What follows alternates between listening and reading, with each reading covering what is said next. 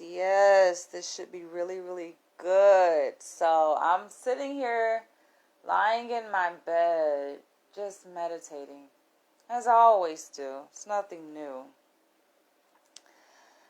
And I've been thinking, which I've thought about this before. I've lived it, I've experienced it, to see the beauty and the power of submission. A lot of people struggle with being able to submit. Women struggle with it in relationships. Men especially struggle with it. Not fully understanding the true power of submission.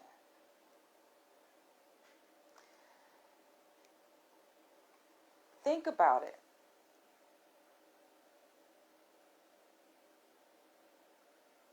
To submit,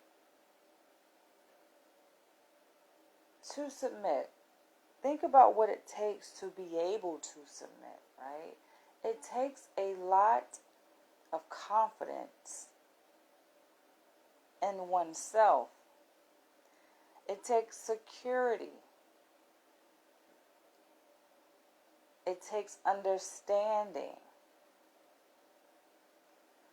It takes wisdom. It takes strength. It takes certainty.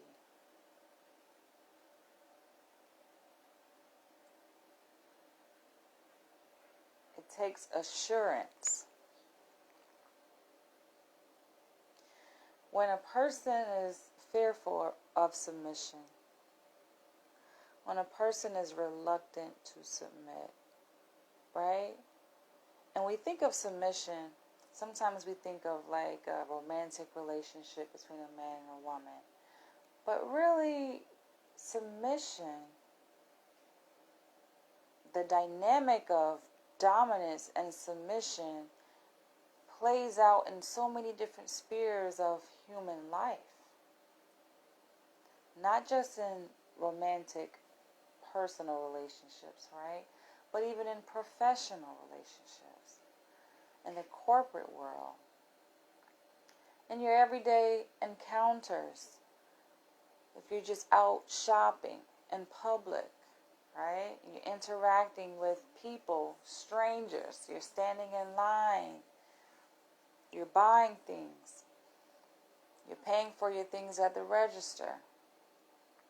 Anytime you come into an interaction with another person, especially when there's conflict that arises, right? There's a disagreement.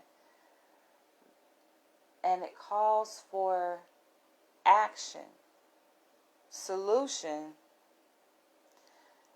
That then warrants the opportunity to manifest this dynamic of dominance and submission. I find it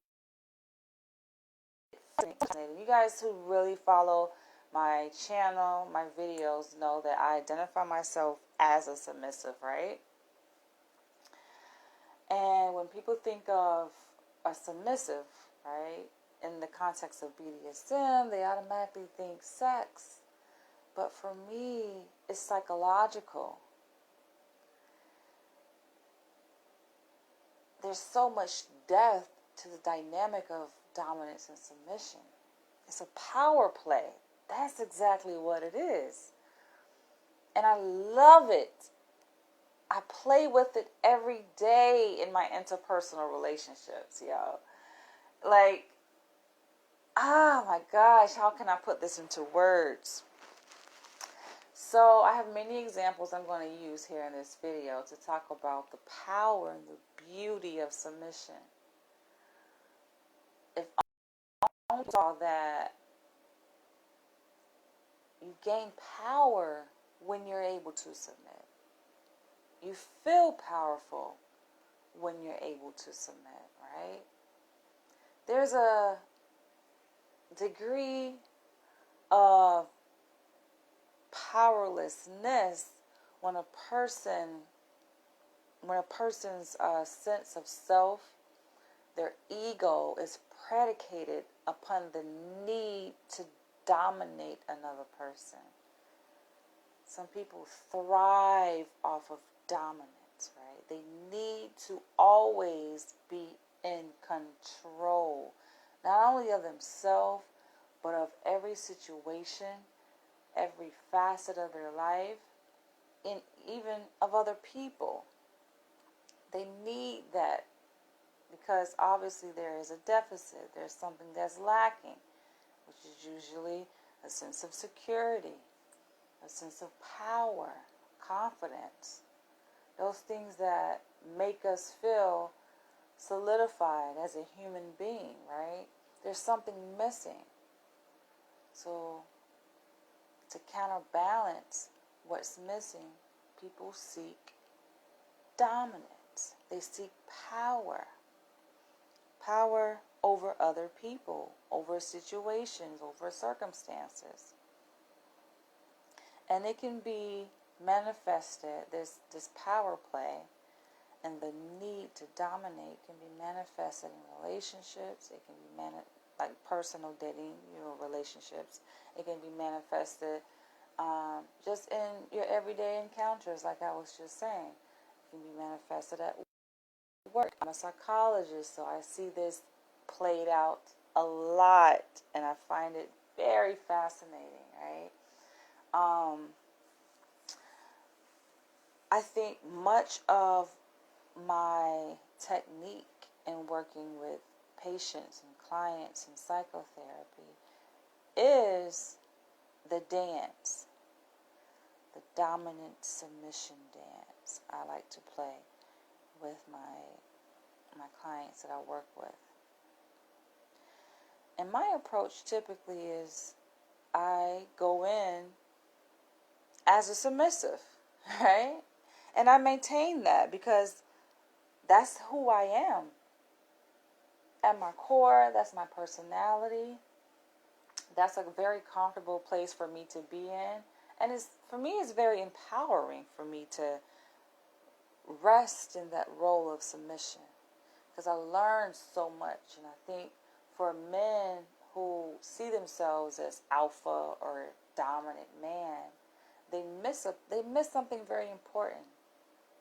They miss something very vital to their existence, to their success as a human being when they fear submission, right? They avoid submission. Because you learn so much. The position of being in a position where you are comfortable, like I said, because it requires a degree of security within oneself, within what's going to happen, right?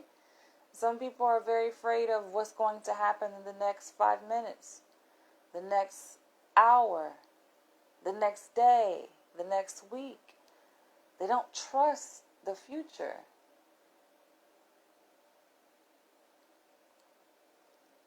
They're afraid. They have anxiety. They panic. Right? So being able to submit, yes, it requires so much. I keep going back to security because that's really important. To feel secure within yourself, to know that it's okay. It's going to be okay.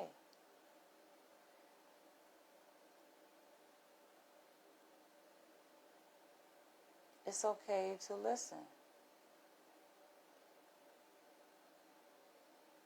It's okay to forfeit this perceived power, control, right?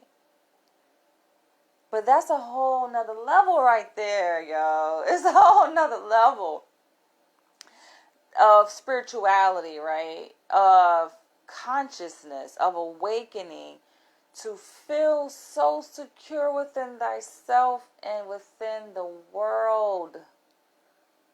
A lot of people aren't at that point, right? I mean, people wear the facade like they have everything together. But many people aren't really that secure. They are deathly afraid. I mean, this pandemic this pandemic was really a catalyst. It really pulled back the curtain on people's true self. You got a chance to really see the death of a person's soul, to see beyond the facade. Because it gave us a chance to see, how do people handle the difficult times? How do people handle stress? Like they say, difficult times will bring out the true nature within a person, right? So this pandemic, these trying times, is really a test of a person's character, their tenacity, their sense of self, their ego, their degree of security in the world. Everything that they claim to know, to stand on, this pandemic was a test of that, right? Many people are religious and they claim to be very spiritual and have it together and think that they trust a higher power, right? People brag about, oh, just put it in God's hands, quote unquote, right? Everything is going to be all right. They say these things, these mantras, but do they really believe it? Absolutely no. Do they really embody it? No, because the pandemic has shown that in so many ways, that people are lacking a sense of true identity, a sense of self, a sense of security. And you can't blame it on, oh, the pandemic caused it. No, this was already in you, right? The pandemic has just peeled back the curtain, the veil, to reveal a person's true character. And so knowing that, you see beyond the surface of people, right? Which this pandemic has shown us. You see who people really are. They're fragile on the inside. They're not secure. And so when we're talking about submission and knowing that it requires a significant degree of security, of stability, of trust. Trusting yourself. Trusting the universe. I mean, whatever you want to call it. The universe. The all. The higher power. God. People have different names that they call it. But just trusting. People don't have that. So how can you submit when you don't quite know what's going to happen? If you, quote unquote, forfeit the power that you think you have, right? Over a given situation or interaction that you have with the person. Be it stranger, family member, whoever, friend. Doesn't matter. It goes to show a person's degree of trust that they have for themselves, right? The degree of trust that a person has for another person is the degree of trust that they have for themselves, for the environment, for the world, because people were just reflections of each other. So when people interact with the world with a degree of insecurity, it goes to show that they really don't trust themselves.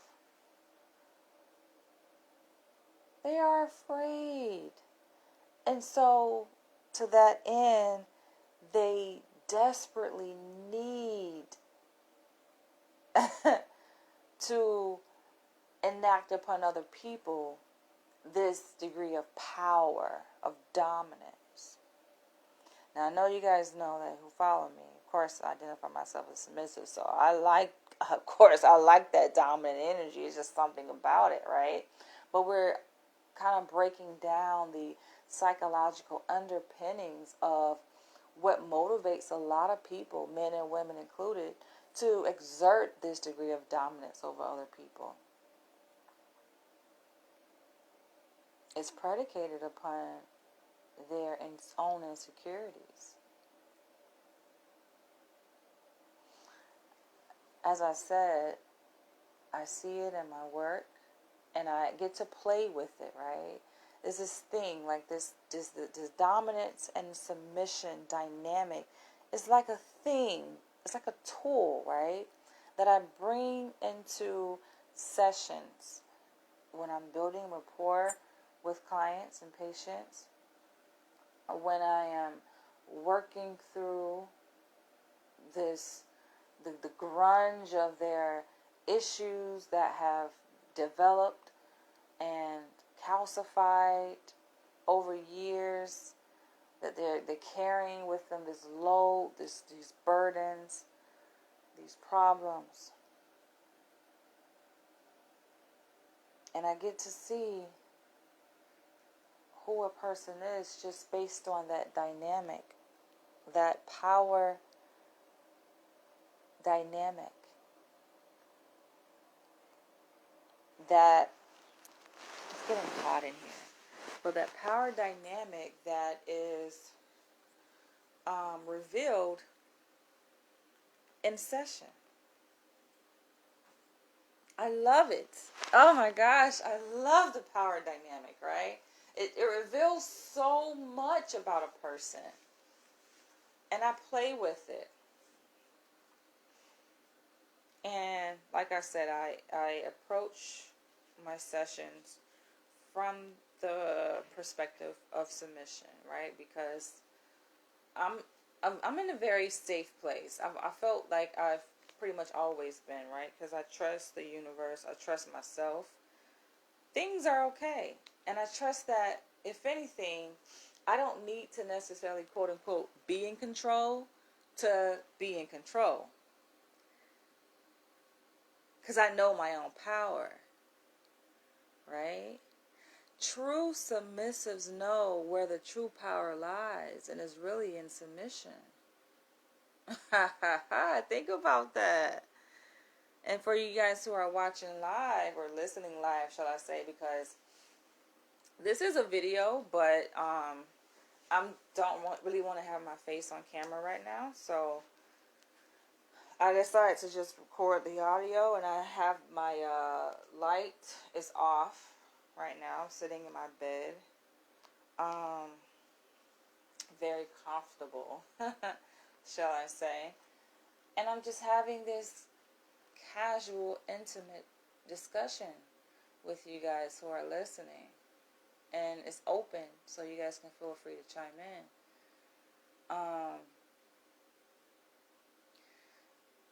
But a measure of a person's actualization, I think, is in their ability to not necessarily need to exert control over their environment, but to simply just be, right?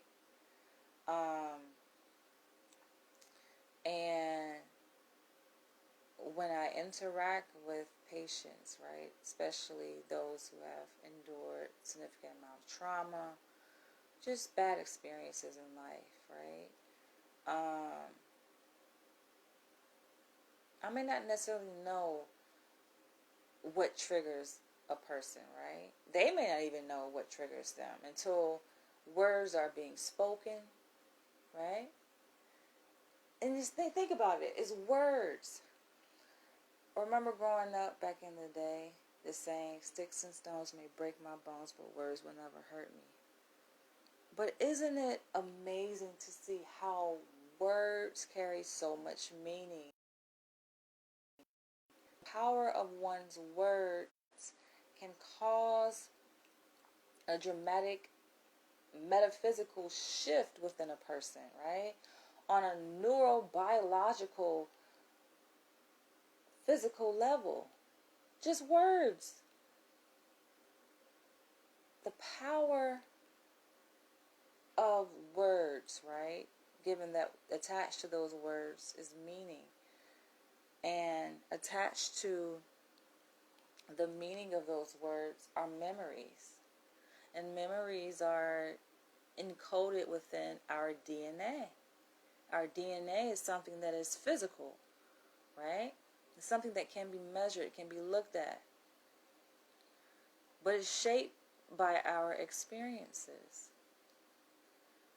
And so, being a scientist myself, a psychologist, right, studying behavior, it's interesting to just look at the power of one's words and the impact it can have on a person, how they respond to certain phrases, right? Because like I said, going into certain sessions, you may not necessarily know what a person's triggers are, but then you come to find out, oh, there's something there. How do I know there's something there? Because look how you responded. There's a shift in your body language, right? Your tone of voice began to become elevated. You began to perspire. Your heartbeat increased. Oh, look at your chest is rising. Look at your pupils. They're dilated. Oh my gosh, you're sweating. They don't even realize that this change has happened metaphysically, right? But it's happening. And all because of words. Those same words spoken to a different person may yield a different reaction, most likely, right? So that's how you know, okay, what is it about those words that struck a nerve?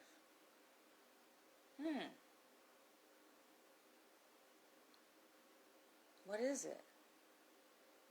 And then to see a person respond in a certain way goes to show their degree of security within the world. How a person relates to you is how they interact with the world. It's very telling. And it all started with just a few words.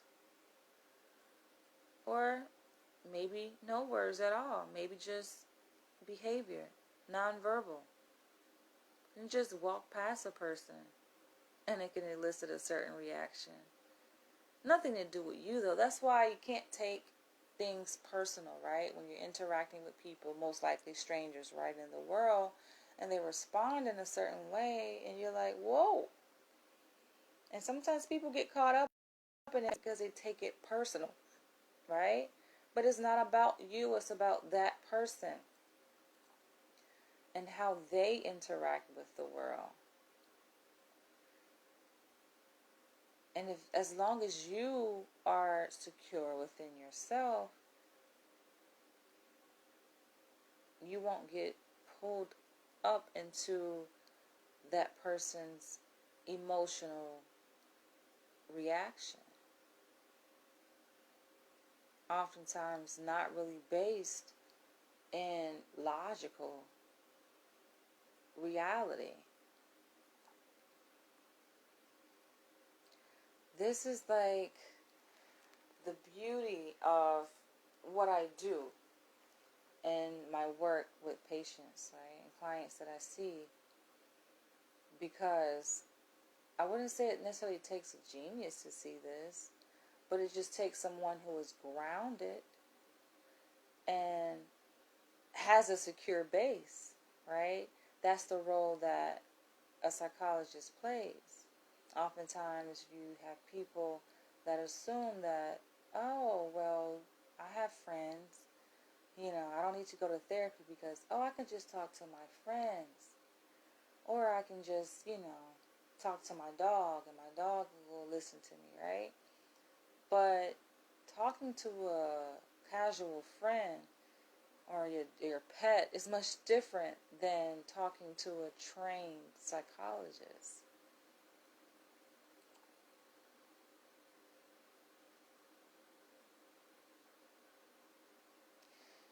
There has to be a degree of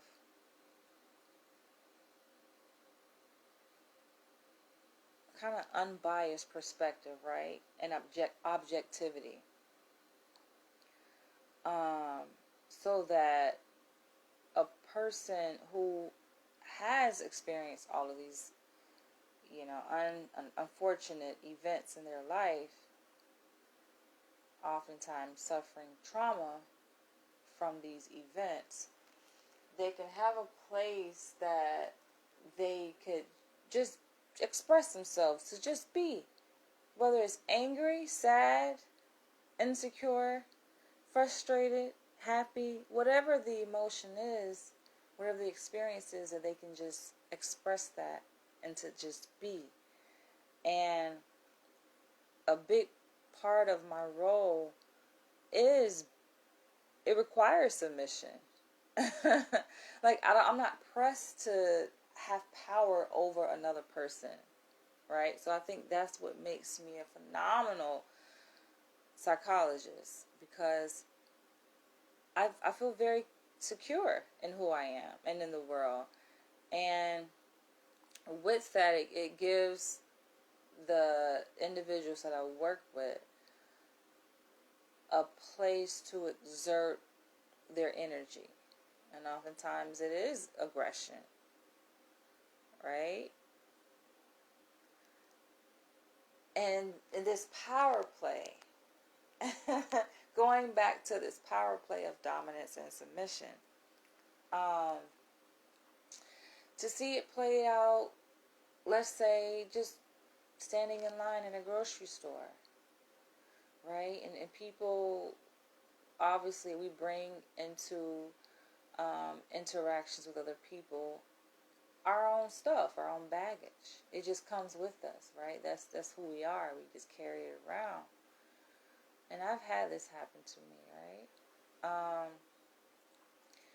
Person gets upset at me for no apparent reason.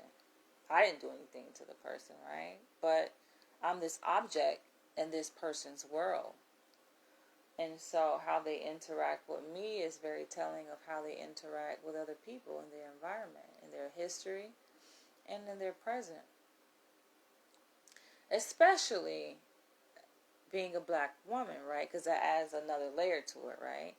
So it's one thing that, okay, I'm an object, I'm a person, but then beyond that, I'm a person who is a woman, right? And a person who is a black woman. So how they interact with me as a black woman goes to show how they interact with other women, because I'm a complete stranger, right? So they don't have any reference point to engage with me in a certain way other than the fact that I'm a black woman, right? And this is just an example that I'm a black woman. And so when they show up and interact with me, however that interaction may play out, it reveals how they interact with black women. I laugh because I had this encounter recently with a patient. He's very angry just from words that were spoken. And I knew it had nothing to do with me, but I appreciated the interplay of what transpired because it was so telling, right? There was so much content and information there to be able to do this conceptualization and come to an understanding of, wow, what this person is going through, what this person is dealing with, right? This is fascinating for me in the work that I do. Now, is it fascinating when it comes to dating? Not necessarily, right? I take a different approach, right? I can be curious in any circumstance or situation. I come with it with a degree of curiosity. But I tend to approach my interpersonal relationships a little bit differently because I just don't have the patience. I think I don't come with as much curiosity, shall I say, and patience in trying to understand, right? When these encounters happen when I'm getting to know a potential partner, as I would, let's say, a patient or, a client. That's work, right? Work is work, and my personal life is my personal life. And somehow men assume in my personal life when I'm dating that, I'm going to play the psychologist role. And it's just like, no. At least not, I don't know, at least not for a guy that I don't know. I feel that I want a guy to take that, to at least meet me halfway, right? And meeting me halfway, of course, there has to be a degree of submission. See, men think somehow being dominant is all about, being macho and wearing the pants. But no, a big part of being dominant and being a loving man is submission, knowing what love is. And that's why it's often said that a great leader is a great follower. I wouldn't so much say follower, because I don't really like that word, following people, right?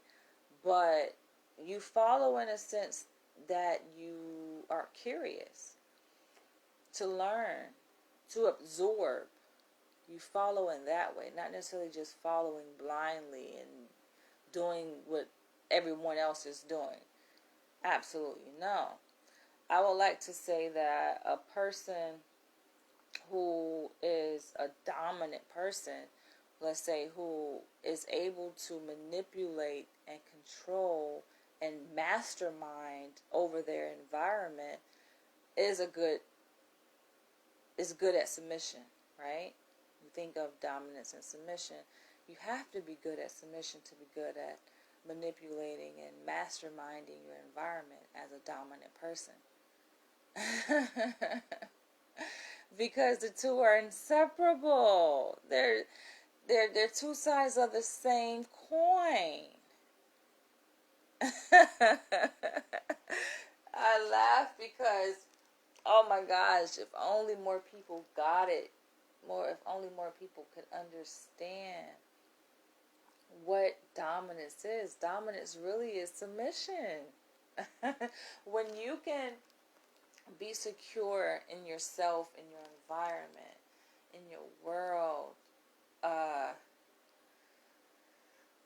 in this realm that we live in, knowing that time really doesn't exist, right? Being able to be so confident, so secure in the future. That, like I said, that takes a whole nother level of spirituality right there, to just know, like, tomorrow is going to be okay. And you can tell a person who is secure, because to be secure is not only to be secure in the moment, but you're so secure that you almost, not to say like you're a prophet, but in a sense, like, you can see the future. You're so secure, like, you know tomorrow. You know the past, you know the present, you know the future. You move through the world knowing that, wow, you are everything. Almost in a sense that you're God. Not to boast, but to know. When you come to a degree of knowing who you are, then oh my God, it's just so fascinating, so mind-blowing that some people just ain't ready for that, right? Because they exist under a certain paradigm of conditioning, of dogma, of religious dogma, conditioning, brainwashing, right? Indoctrination. So it's difficult for them to fathom being one with the all. Really, really pretty much being the all, right? And knowing things before they even so-called come into fruition or manifest. But yet still remaining humble in that, right? Because you don't have to be so cocky in this knowing of the all to the extent where you're ego tripping, you know? You can just be at a state of balance and equilibrium. That's true submission. And that's true dominance. One and the same.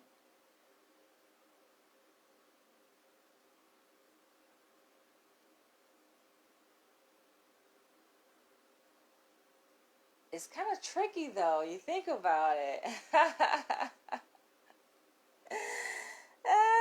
It's like being a trickster in a sense. But people don't know that though, right? Because they think that they are having power over you, not even really understanding who holds the true power.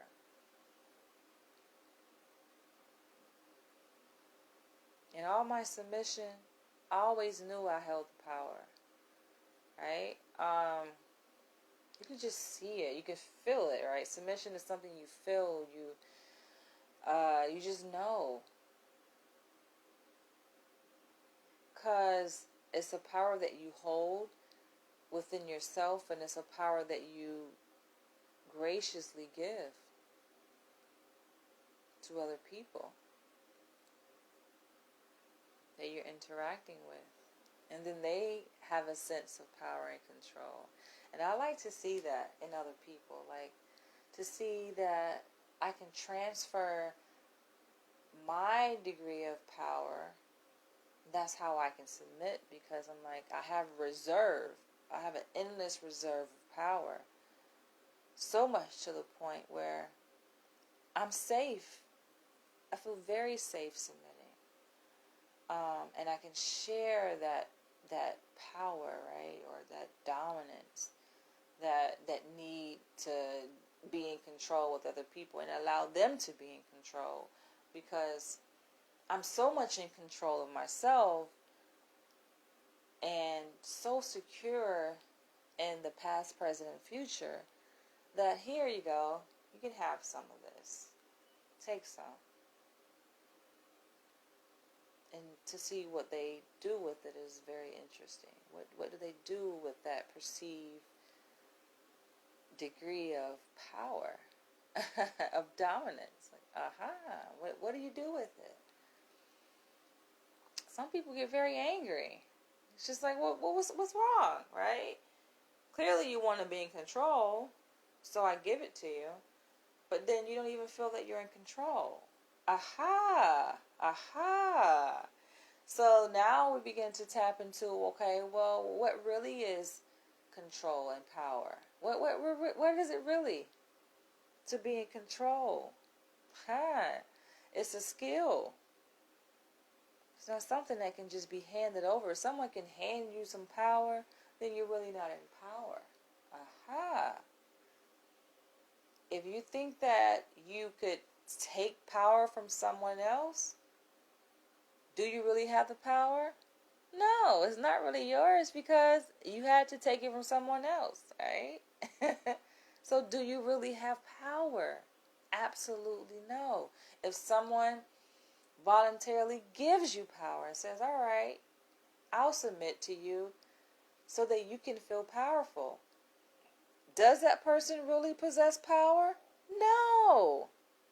Power is a skill, y'all. To be powerful, you have to develop that. It's like character. You have to develop that.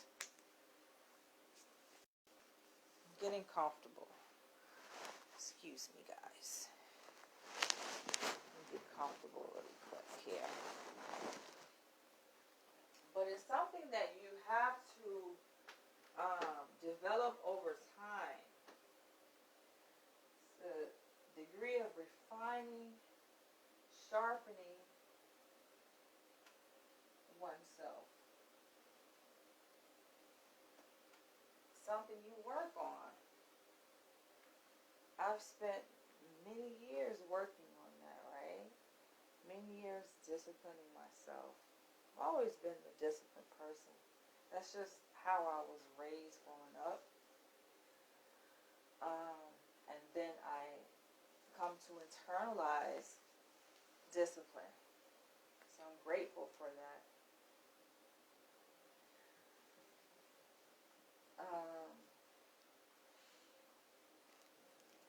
But yeah, I'm thinking about smiling right now. I wish I probably should allow you guys to see me, right? So you can see this smile on my face. But I feel like I've made so many videos where I'm on camera that you guys can just imagine what I'm looking like, right? the facial expressions that I'm making. But I'm thinking about like a relationship I was in. Actually, my most recent relationship, right? My most recent long-term relationship. And, you know, there was obviously a degree of power exchange in that relationship where I was submissive and I was dating a guy, you know, who was dominant. And even though I submitted to him, I held the power. Like I wore the pants. That's why I don't think people quite understand that where the real power lies is in submission, right? Men have a hard time grappling with this, though. Like, 'cause I know they say we live in a man's world, it's a paternalistic society, and da da da da.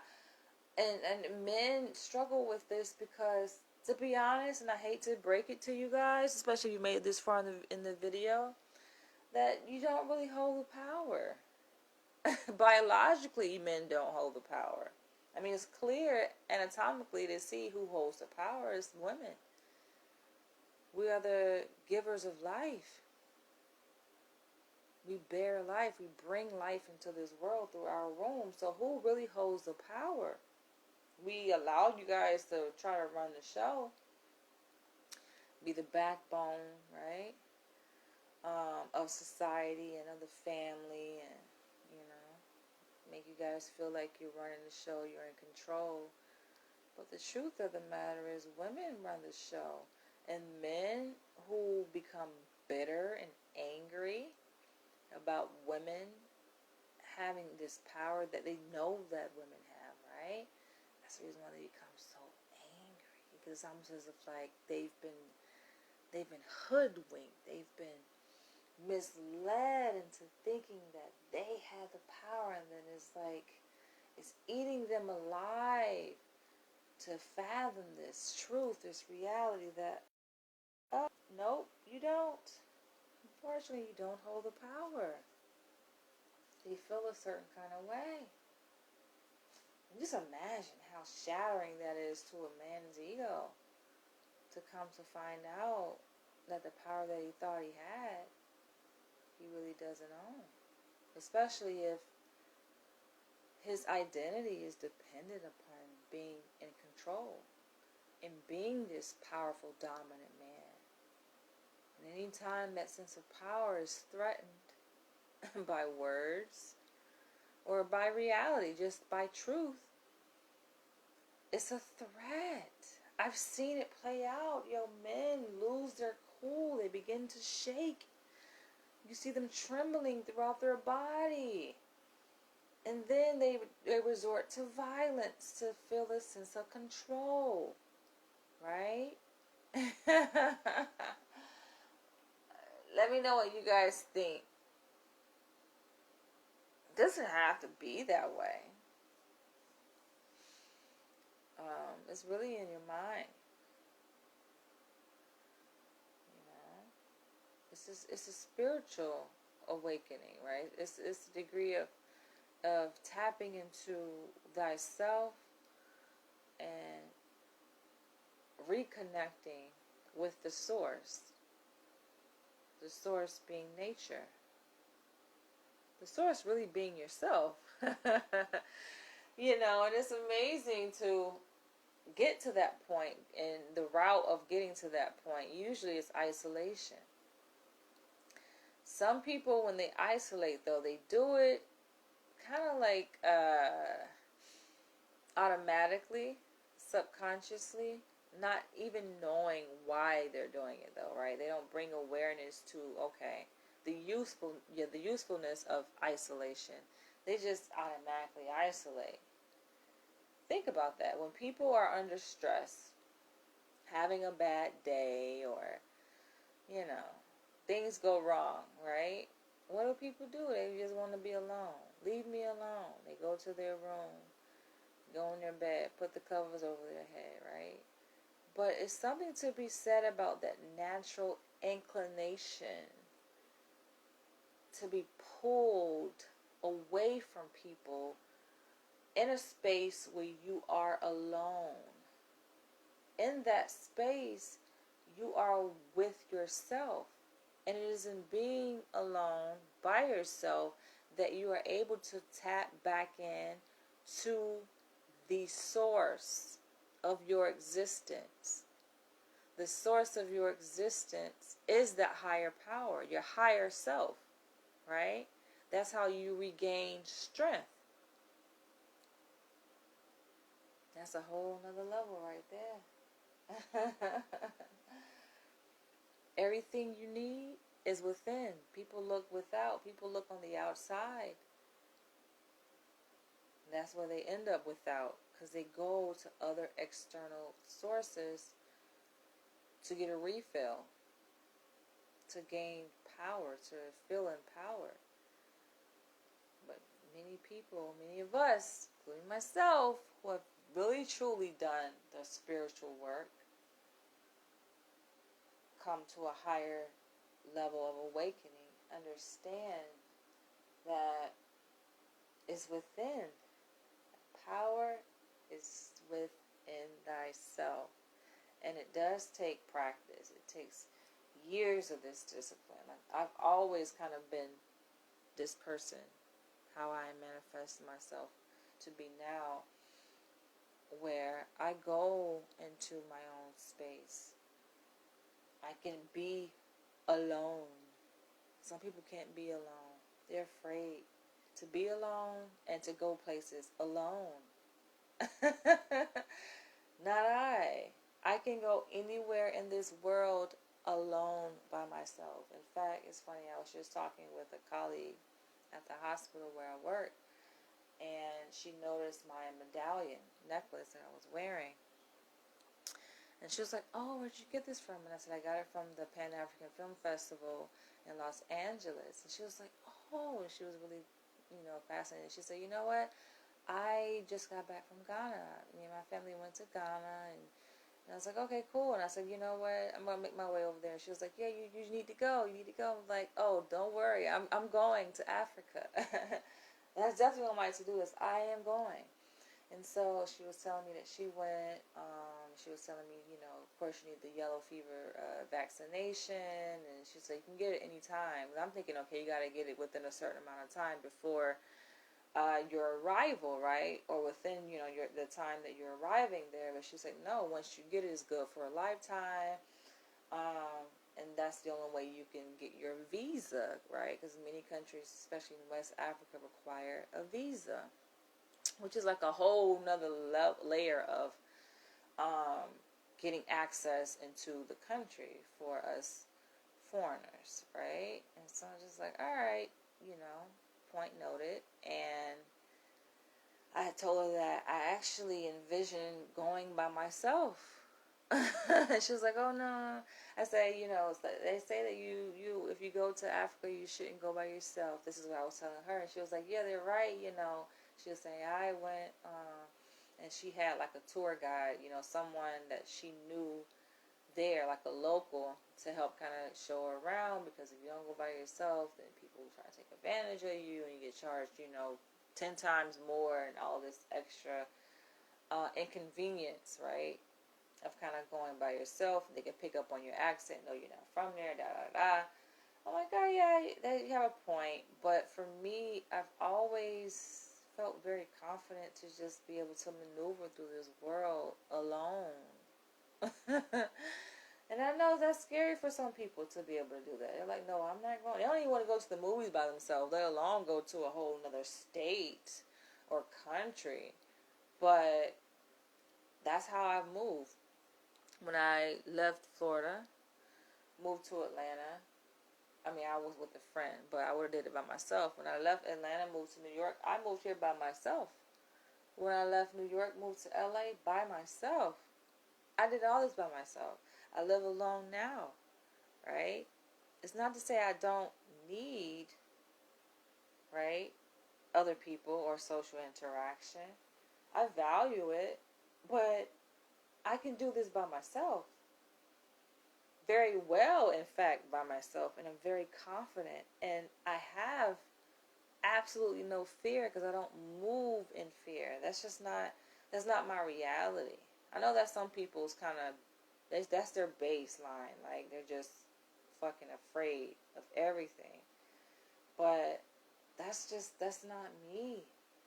I don't have that as part of my realm of thinking. That's not part of my energy field. Being afraid. I navigate the world differently, and very confidently, right? Knowing that actually the world is mine. Like, this is my world, right? That's why my channel is called Danny's World. This is literally, like, that's how I see it. This is my world. um, and anything that I see is just a reflection of me. So with that being said, I really want to hear what you guys think about this. I was just thinking, I'm sitting here in my bed and just thinking about interactions I've had, and so I feel bad sometimes for men who struggle with that, needing to be in control, right? Because it just kind of just shows their immaturity, their degree of immaturity, especially spiritual immaturity, right? And not knowing who they are, not knowing themselves, right? Because it goes back to, like I said, if you know yourself, you're secure, you're self-actualized. That whole need for power play over another, you don't even need that. All you need to do is simply exist and be. You don't have to be first. I have a patient that just has to be the first one, and there's something to be said about that. Like, you always got to be first. I say, what does it matter? What does first even mean? Other than the meaning that has been assigned to it by society, right? It's all in your mind, yo. This is all in your fucking head. What does it matter that you're first? Or that you're second or third? What does it matter? When you are the authority over your life, you control your universe without even having to control your universe, right? You have so much confidence in self, and you're such at peace with self and with your life that the universe controls itself through your level of confidence. Does that even make sense? It makes a lot of sense to me, right? It makes a lot of sense to me because I am aware and I have seen made manifest the power of just thought, just thinking, just believing, y'all. And believing that when you walk, not knowing the outcome, but in a sense you do know because you're stepping out on faith. It's like when I left Atlanta and I moved to New York blindly. I had really never been to New York. I didn't scout out anything about New York. I just fucking left Atlanta and came to New York in 2014. And I came on the belief that shit gonna work out. It's gonna work out because I said so. And I know so. Oh, I know. Because I'm in control. Now, had I been bringing someone else who was of lesser faith, right, had lesser certainty along with me, then it wouldn't have worked out, right? And that kind of goes back to when I was saying I left Florida and moved to Atlanta. And I've told this story before. I moved to Atlanta twice, both with a friend of mine, right? The first time it didn't work. The second time I would say, it worked. I lived there for 3 years. but it was still not as, like, I feel like that experience could have been a lot better had I did it by myself. And it's unfortunate because, you have people like myself that we take pride in our successes, and we kind of attribute it to, like, damn, I did this shit, right? Myself. And you think about, well, I wonder how far I would have gotten if I'm in a relationship, right? Or, my moves are dependent upon consulting with someone else or bringing someone else along. It's like I've gotten so much further in life by myself. Because my mind works differently by myself. You gotta like, listen, you gotta have a strong mind. And I think it makes sense when I'm single, because it's like, listen, we gotta vibrate at the same frequency. This shit is powerful, yo. Can't have no weak energy around me. Your faith has to be insane, nearly, right? To move with me, so that we can move together at a certain speed. Otherwise, I'm going to feel this person dragging me down.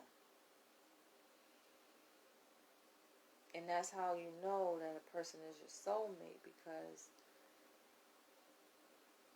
their level of fucking faith, right?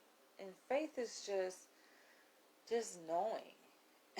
Like, like I say, faith is the substance of things unseen, right? Just you know without having to touch or it having to materialize. You just know. I'm not talking about in the sense of faith in a man that hung on a cross. I'm talking about just knowing. Period. Just know. How do you know? Because you are awakened. When you're awakened, you just know. You ain't got to read a book. People be like, oh, what's the last book you read? Okay, reading is good in the sense that, yeah, you're able to increase your vocabulary on a practical sense, right? But in terms of spirituality, true spiritual people,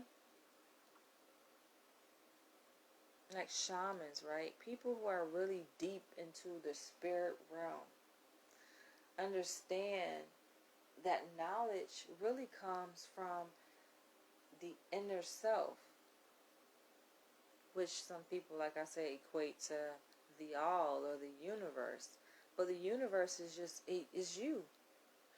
Because really you're projecting out into the world, your environment, what's in your mind. Which means, essentially, what you see is you. You are the universe. You are God. You are the all. When people say they have these special powers, right, the sixth sense, and they're able to kind of see things before they happen and know what someone is going to say before they speak it, it's just like those people are really attuned. They're not delusional. So some people can be. I have to differentiate, right? Because sometimes it can be delusion, but sometimes it's not. Sometimes no. Those people just are really, really attuned, right? And you just know, and the person be like, well, damn, how did you know that? Yo, you just know. Like I tell people, I have this ability to know, like, I can smell death, yo. And I'm not talking about after someone has died. I'm saying before a person dies, I can smell when a person is going to die. I can like, oh, okay, there's death in the air. Somebody is about to die. That kind of level of perception. It's just like, I smell it. I smell death. Or I'm like, I smell COVID, yo. COVID is, and I said this at work, and they're looking at me like, what? I'm telling you, yo, I can smell it. It's hard to describe. Like, yo, you can't smell when a person is sick. And they're like, no. Okay, well, maybe it's just me. Maybe I just have that gift. But I can smell when somebody is sick. It's a scent. It's a very distinct smell. when a person has a COVID, right? Or an illness, right? The cold, a virus. You can smell it. Like, how can y'all not smell the shit? I know I'm not the only one. Because, like, I'm at the hospital, right? And I was working on the COVID ward. And in certain rooms, I didn't smell it, right? But in other rooms, I'm like, you can smell COVID. This motherfucker real sick. You can smell it, right? And I go past another person room, oh, I didn't really smell it. Then another person room, damn, this shit, I can smell COVID. This person has that shit, you know? But I think that's a good, like, ability to have. Just to be tapped in, having a higher awareness. And so that's why when it comes to that whole power dynamic, power exchange, submission, and dominance, it's just like, because I'm so attuned to myself. I spend a lot of time to myself, and this ain't something that just started. I've been doing this since I was a little girl. I always just was in my room to myself. So I know myself. And if you know yourself, then you know other people very well. Sometimes people think you got to be around other people to really know people. No, you need to just be with yourself. In a quiet room, just by your goddamn self. That's why a lot of people, when they go to prison, they come out kind of really elevated, really smart. Elevated in the spiritual sense. It's like, damn. Because they spend so much time alone, and that's what is necessary to reach that level of attunement and understanding of just humanity, of life, being alone.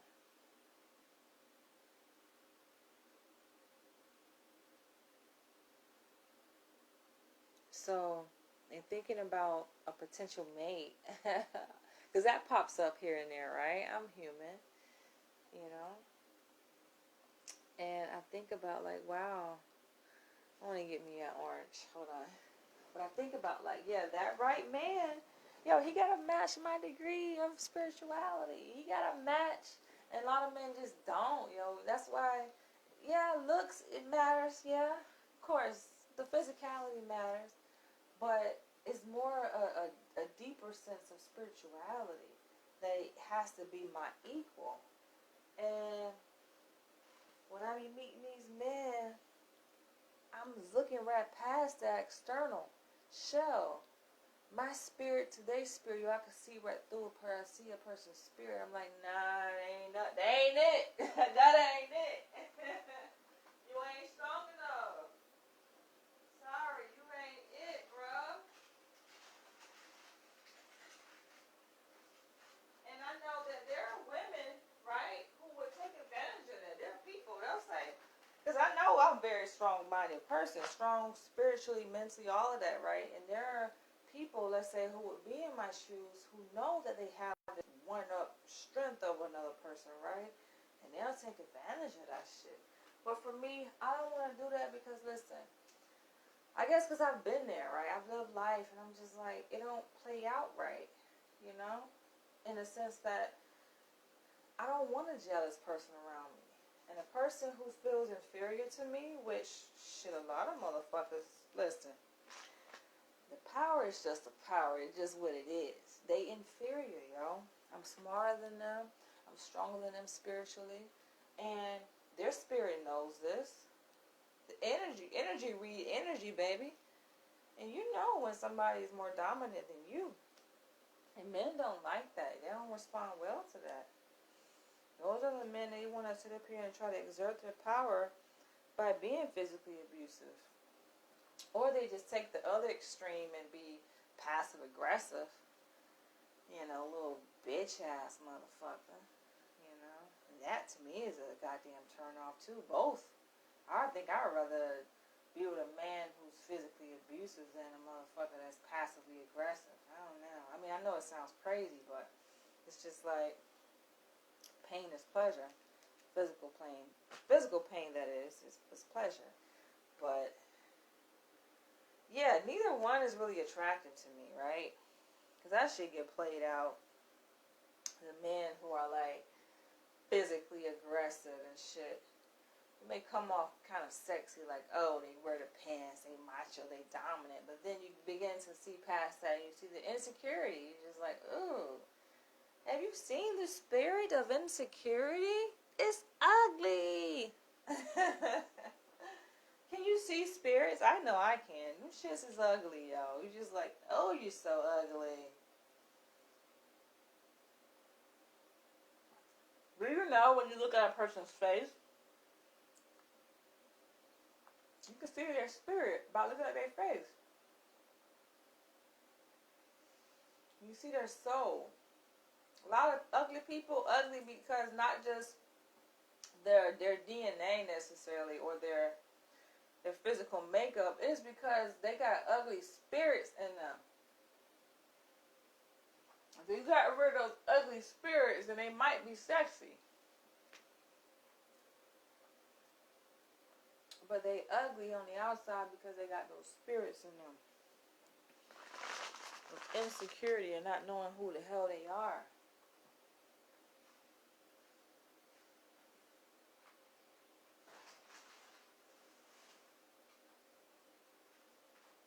And they start trembling when they come in the presence of a strong, spirited person. And I feel bad. Like I said, it happened to me recently, even at work. I'm like, aw. And so when it happens, it's kind of awkward position, right? It happens. I fall back and become more submissive. I'm like, oh, okay, sorry I stepped on your toes. I feel bad because it's like, I don't want to hurt nobody, right? But like the saying goes, some people say, I'm not going to put out my light just to make someone else's light shine. That's kind of like along the same theme of that power play, right? When you're just being and another person is not secure within themselves, they react, they respond in a certain kind of way. Oftentimes it's like with aggression, right? Whether passive or active. Not necessarily always physical, but just aggression. Where they become tense, become a little bit volatile, bitter, upset, angry. I'm like, damn, what happened? Why are you angry? And they are angry towards you. Why? Because you're just the catalyst or the trigger. And it's like, oh, okay. But that's how I know something went well. Some people may look at that as like, uh-oh, something went wrong just because a person is angry. No. That's how you know the fucking shit working. Something, and especially when you know you ain't did it on purpose, right? Not that you intentionally trying to go around and make people angry, but it's just like, oh. Strong emotions tell a story. And let's talk about the story around that emotion. Can you handle that? Are you ready? Maybe not. For you guys listening, let me know what this brings up for you. Can you handle that? Do you have enough insight?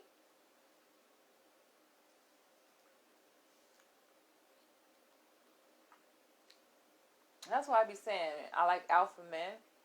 But alpha is not just alpha, oh, you like, are alpha in your position in society, right? You have this top ranking position and you have this inflated ego, which usually comes along with that higher ranking position in society. Yeah, that's cool, but no, you gotta be alpha in spirit, right? In your degree of spiritual maturity, are you alpha in that department? Because if not, yo, you can't handle this. I'm telling you, you ain't gonna handle this. And gets me when men be like, "Oh, you fine, you so sexy." They be thinking they can handle. Like, no, you can't. This too much for you, baby. Because I'm telling you, you're not gonna leave the same man. You're gonna be a very different person when you come into my presence. And it's not even about me trying to have a power play. It's just something that naturally happens. I'm a force to be reckoned with. But yeah, I tend to kind of fall back, right? Because, like, I don't like to see men. It's like, okay, part of me, shall I say, part of me, yeah, part of me does like to see when men are broken. But then there's a part of me that I don't like to see. Like, I feel bad. I feel bad because it's just like, no, I want to see men, especially black men, empowered, right? I don't want to see, like, black men all broken and, like, crying and beaten and angry and feeling, like, powerless and defeated. No, because I'm your reflection. If you feel that way, then I begin to feel powerless and defeated. Because I read energy and I feel a person's energy, right? Almost like their energy becomes my energy. So if they feel defeated, right, because a certain interaction kind of played out between us, whether, like I say, it's in my work with patients or if it's like whatever, day to day or dating, yeah, I feel kind of like, damn, I feel that person's energy. But if a motherfucker being an asshole, I can just be unempathic. Right? Like, I have different sides to me, I admit. Where, yeah, I can be very caring and I can feel a man's energy and relate. And I feel bad. It's like, I'm like, oh, I want to give you a hug. Sorry. And I know it's not me. Not that I have that much control over a man's emotions, right? Like I said, I'm just a trigger or the catalyst. But it's a story behind that pain, that anger. Which obviously as a black woman I can relate to. And I feel bad. Of course I should feel bad, right? Seeing this outpour of emotion onto me. What do with me? It's about their experience, their story, because everybody has a story to tell. What's your story? What's behind the anger, the frustration, the bitterness?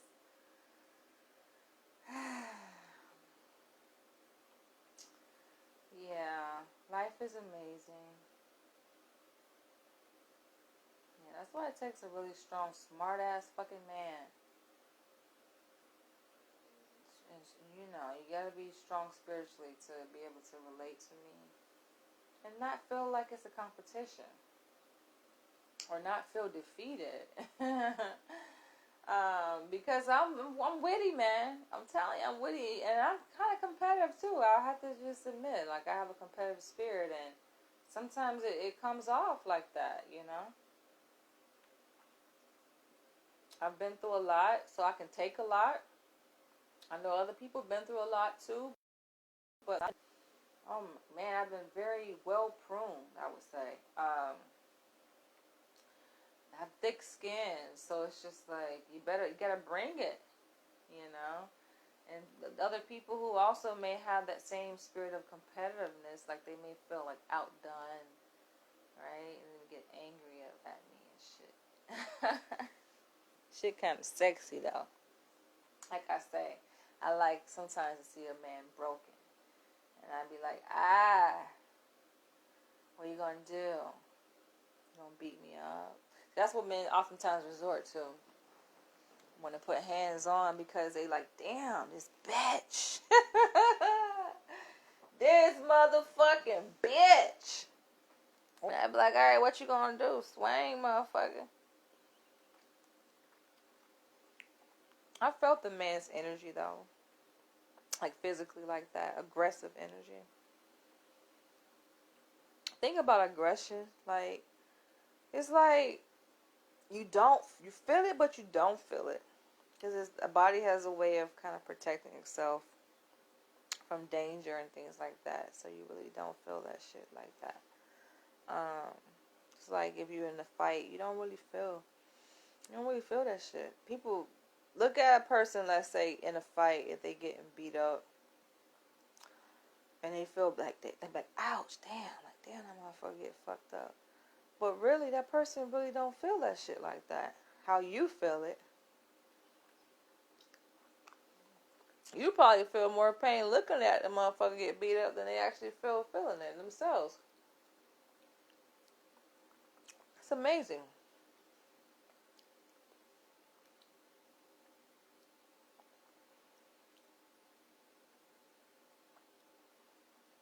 Imagine how much discipline it takes. And self-awareness to submit in every situation. Wow. In every situation?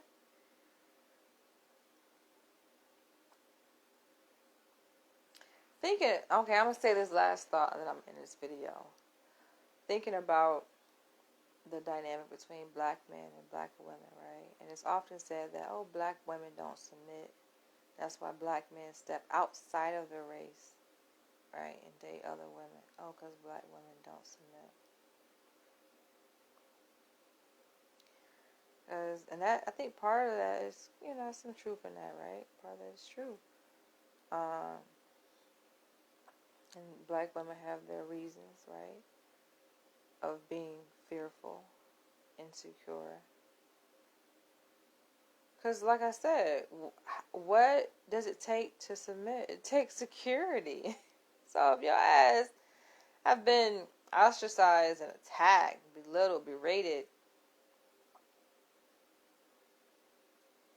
basically experience a reality that is not conducive to submitting, yet conducive to being hyper vigilant, guarded, fucking aggressive, like you're living in a goddamn jungle trying to survive. That's the environment. That's the reality that has been created, unfortunately, for the black man and the black woman, right? And so when we think about submission, it takes skill, like I said before. Going back to skill to be able to practice that, right? And through that, obviously, character development over time. Knowing that you are in control. And you don't have to exert control to be in control. You don't. In fact, you can do the opposite. You can let someone go before you in the line. Right? You're in the grocery store and there's this awkward moment where it's like you and another person somehow just meet at the same intersection. And there's a question as to, oh, who goes? And some people feel that need, right? They just, that pressure that they gotta be there first. Because they're the dominant one.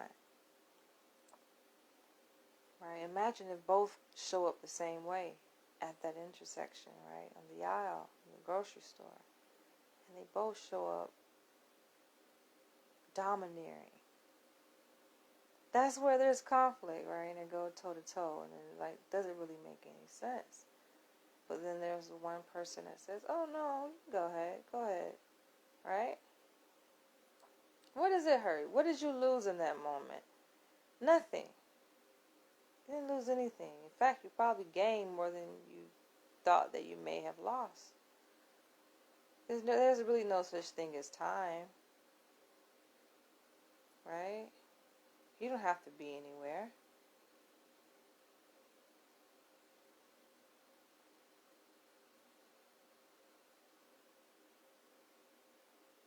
It's a matter of just reframing what one's reality is.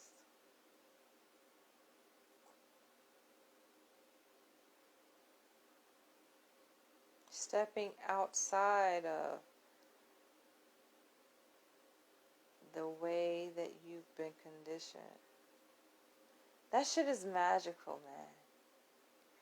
First of all, coming to an awareness that you have been conditioned, right?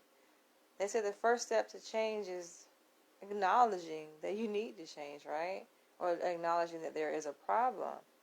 So for people who are in denial, oh no, I'm not brainwashed. Oh no, I'm not influenced by the media. Oh no, television influenced me, brainwashed me. Oh no.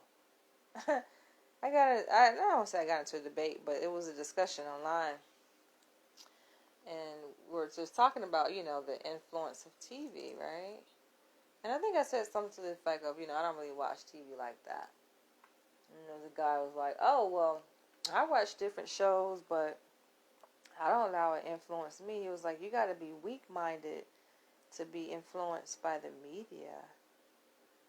And I'm like, no. I wouldn't say you got to be weak-minded. He's trying to, make himself to be, kind of pompous attitude. Like, oh, I'm too strong-minded to be of the influence of the media. No, it just takes a mind to be influenced. It ain't matter if it's strong or weak. It's just a mind. Understanding the human mind. But this is a person who lacks awareness of self. Because anyone who is aware of self understands that the mind is very malleable. Not that it's weak, it's just the way we are designed. And sometimes it's to our benefit, but also to our detriment, right? To our benefit in the sense that we are very resilient to things that happen to us.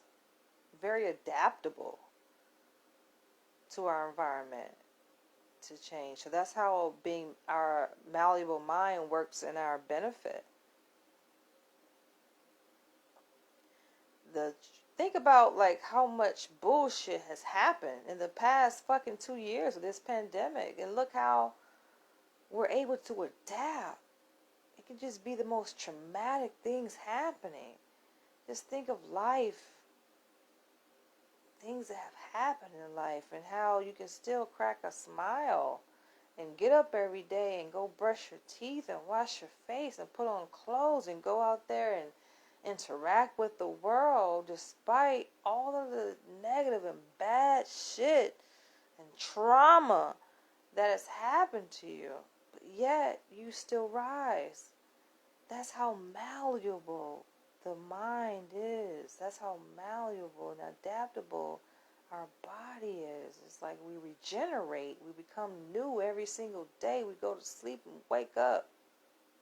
That's to our benefit, yet can be to our detriment in the sense that, yes, we can be brainwashed.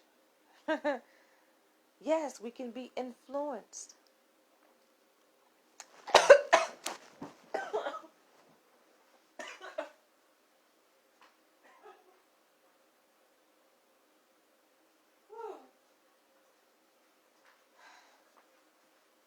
Yes, we can be guided, misguided, and influenced on a subconscious level. Subconscious beneath one's awareness of knowing that this is happening to you. Right? So the person, and also people who assume that you're beyond influence by social media or the media, That's a level of ignorance that you have willingly taken, right? The smart thing to do is to come to an awareness that you're not immune and that you have been brainwashed. Sorry guys, I'm eating this orange. I think it's a bloody orange. And the juice went down the wrong pipe, or maybe the right pipe. But in knowing that, yes, you are susceptible to this degree of conditioning and brainwashing, that's how you can come out of it. You step out of it and come into that awakening. And then when you reach that level of awakening, you can advance even further by reversing what has been done to you, right? Because when you know that, okay, you have been susceptible to the brainwashing, excuse me, guys. Whew. Speaking truth to power. But knowing that you have been susceptible to the brainwashing, that's how you're able to undo it.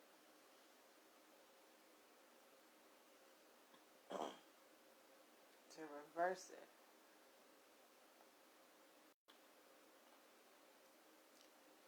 To break away from it.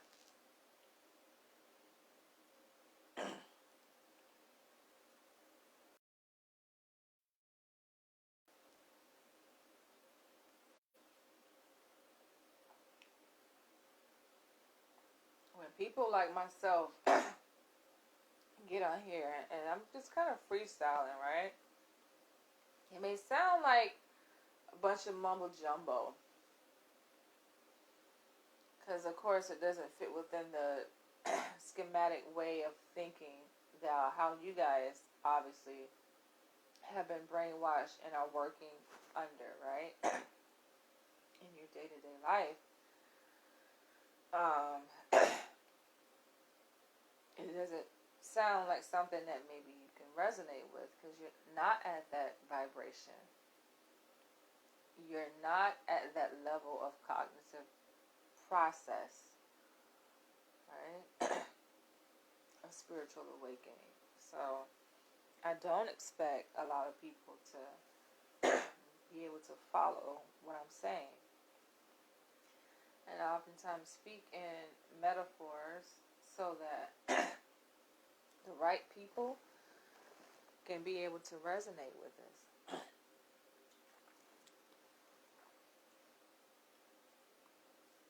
The people that ain't there yet, you just ain't there yet.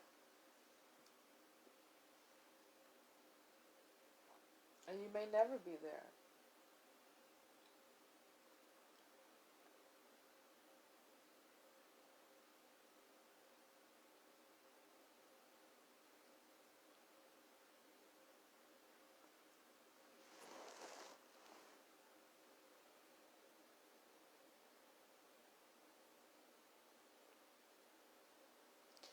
People are looking and searching for entertainment.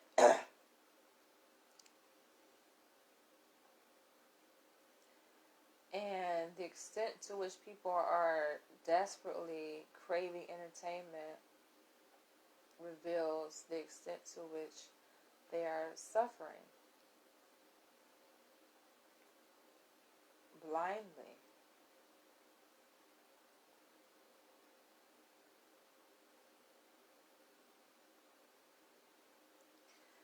That's why it makes you wonder. People who reach this degree of awakening, right? And I think I've said this before, where it's not that a person just like somehow, in their 20s and 30s or whatever age, their eyes so-called become open. I don't think it happens that way. Like, you just 30 years old, 40 years old, oh, you just reached your spiritual awakening. I think these people, including myself, were always woke from birth. And yes, I think we come into a deeper sense of that awakening. But we always had this, right? Like it's always something always like was about in us, right? Even as a little seedling, and we just grew into this higher level of awakening, right, and awareness. And along those same lines is like the idea that some people just will never be able to be reached, and it just won't. They won't be able to comprehend because it's not made for them to comprehend, right? Like you think about certain phenomena. You think about certain pieces of knowledge, right? That's what we're really talking about: knowledge and understanding and awareness. Not everything can be comprehended by everyone. You think of different sciences, right? Metaphysics. You think about astronomy, chemistry. Not all of that can be understood by every single person. It's only a certain mind that can understand that, can grasp that, right? There's no level of training and education that can necessarily be imparted upon a person to kind of make them get that, right? Or make them become a master at that particular degree of knowledge. So it's really about, I think, what a person's archetype is, their archetypal kind of birthright that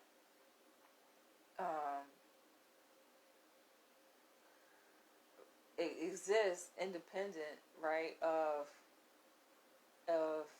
environmental influences, so to speak. So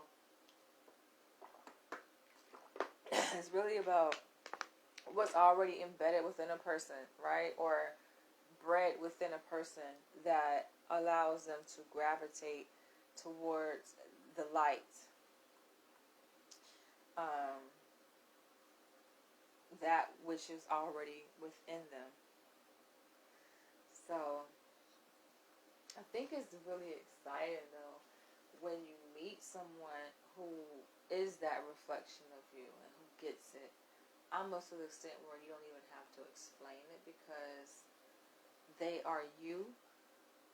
The light that you have within you, they have that same light within them. So it's like you don't have to like teach or persuade or explain. It's just like they get it, they understand.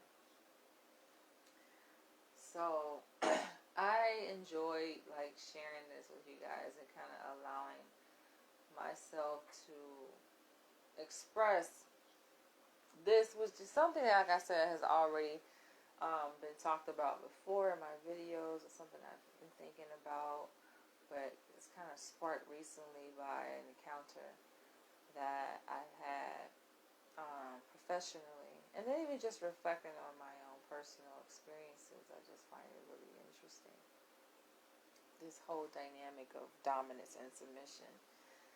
People are unaware of the true power that lies within submission, the beauty that lies within it, and how so much can be manifested, right?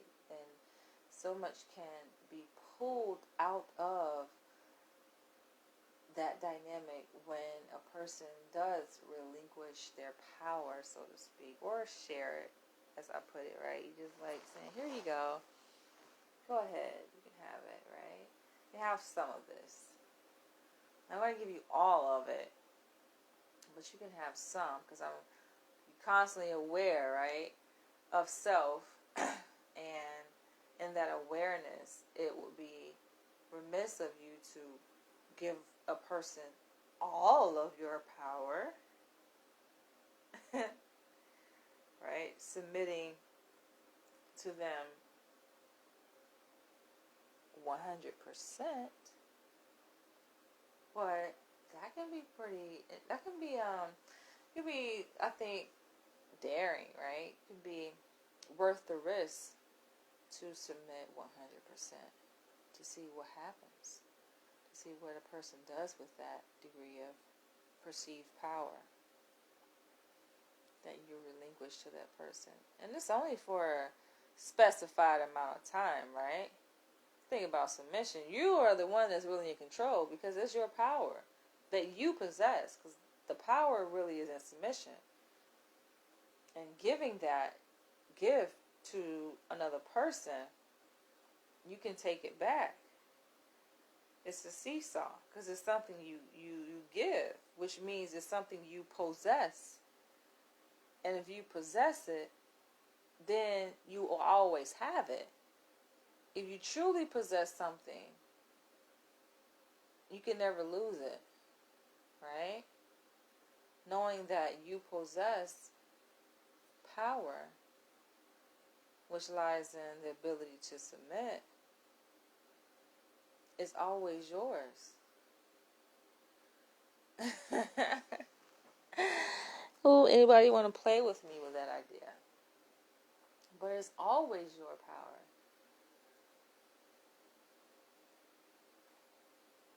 You're just sharing it. Share your thoughts below. Catch you guys in the next one.